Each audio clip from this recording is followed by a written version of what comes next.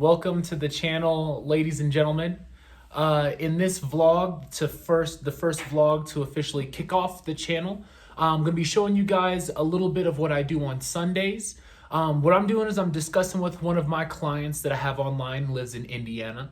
We're going to be going over a couple of the progressions that I've been having him do, and this is one of the newest weeks for his exercise program, as well as going over some of the nutrition things that I take into account when I'm writing a nutrition program, and some of the different foods that he likes on top of different things that he might be allergic to, as well as going over why I put him at a certain amount of protein grams per kilo, carbs grams per kilo, as well as fat grams per kilo. So remember, like, subscribe, share, go ahead and follow us on all of our social media. Right now we're doing Instagram and we're doing YouTube, and Facebook will be later. All right, enjoy. Enjoy it! Hey, Poppy. I'm about to open up all of the files that I have for you on my computer, and then I'm going to shoot you the link for them. The first one is going to be your nutrition. The questions I want to ask you is, how are your how's the workouts going for you? Like, are you liking how that is right now? Like, are you liking the different variety of exercises? Oh yeah, oh yes. It really helps a lot. Like, I'm not doing the same thing every day. Are you doing the 600-meter runs at the beginning of each one of these workouts? I've started doing that now that I'm here. Right, good. Before I wasn't able to, yeah. That's okay. So I'm gonna keep it that exact same way. I had another client who was on something that was kind of similar to this, but he has dumbbells and bands, and he's got a little bit more at home, so he does everything like early in the morning, and he was complaining about not being able to have all of the time to be able to get all of it in there. So what I'm gonna say is, if you get to the point where you're like, okay, you know, you go for that gym membership, because like I go to Vasa, and Vasa only costs me about $25 a month. It has like, you know, weights, barbell, dumbbell, everything that you could possibly need, the machines and stuff too. But if you're looking to go that route for just having some dumbbells at home, I can like look up some things, some recommendations on some package deals or something that might be, you know, useful for you, because it would just minimize your cost, you know, those weights, and you could always have those weights. And you don't need to have 5 pounds through 100 pounds, you know what I'm saying? Like there's a couple different dumbbells that we could buy to fill in the gaps.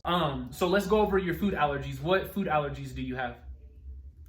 I think that just makes my face breaks out, but I still consume it anyway. No, we ain't gonna do that. We're not gonna do that.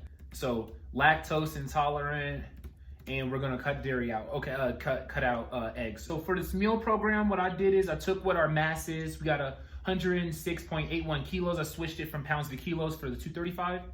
And then so for your protein, for your carbs, and for your fats, what I did is, since protein is more thermogenic, it creates a thermogenic effect and it kind of speeds up that metabolism and spikes it to burn fat.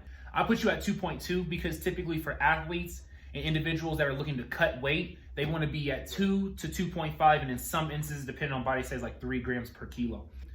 And then for your carbs, I took you down for 3 instead of having you in that 5 to 7. I'm experimenting with having you at 3 grams, which brings you at 320 grams of carbs. And then for your fat, I had that at 0.8 grams per kilo, so that I could accommodate for that extra protein that I put in there. With that being said, each one of your meals, I'm gonna have your meals be roughly the same size. So we're gonna have breakfast, we're gonna have lunch, and we're gonna have dinner, so that we can thoroughly be fed, evenly be fed throughout the whole day. Actually switched it to having 2 snacks. And the snacks are gonna be your pre-workout snack. That's gonna be like an hour and a half before you actually work out, if you could. That's in a perfect world. Yeah. And then for our second snack, it's actually gonna be a post-workout meal. So there you have it, guys. I cut the video off because it could end up getting kind of boring. But essentially what I was trying to show you guys is that when you go into developing a new exercise routine or a new routine in general, typically you want to stack on exercise as well as proper eating habits, because you can lift yourself to death trying to out-train a bad diet, when typically people decide that they want to handle their nutrition first. I definitely recommend people handle their nutrition first while they begin to understand what is it they actually like to do in the weight room. Therefore, we can kind of develop some sort of consistency versus just jumping all gung-ho into something that eventually you're going to crash and burn on, because you didn't have the developed consistency and you didn't necessarily like what you were eating or liking what you were doing, so you revert back to bad tendencies. So the reason why we created this video is because there's specific ratios of carbohydrates, proteins, and fats that a person should be having, and specific ways for you to be able to calculate the amount of calories that you should have in any given day, and fluctuating based off the day, based off of your training load. And using these ratios, I have pulled from some of the best sources, some of the best doctors that I know in the sports performance realm, as well as the general population. So take these numbers, and I also will provide in the description below some of the resources that I found them. I hope you guys enjoyed the video, and have a great rest of your day.